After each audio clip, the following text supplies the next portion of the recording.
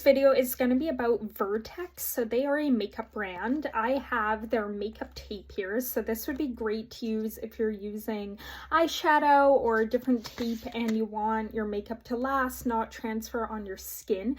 This is a great product for that. I will have a separate video where I'm testing out all of these products. This is just the unboxing. So this is great tape for that.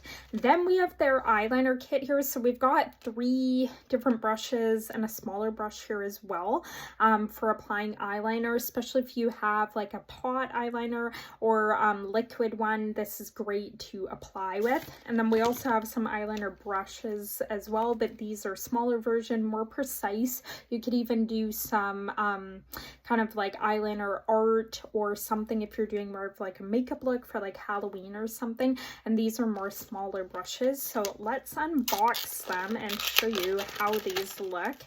Vertex has a bunch of my favorite makeup brushes, and these are some of them. So these are very thin brushes here, but perfect for eyeliner.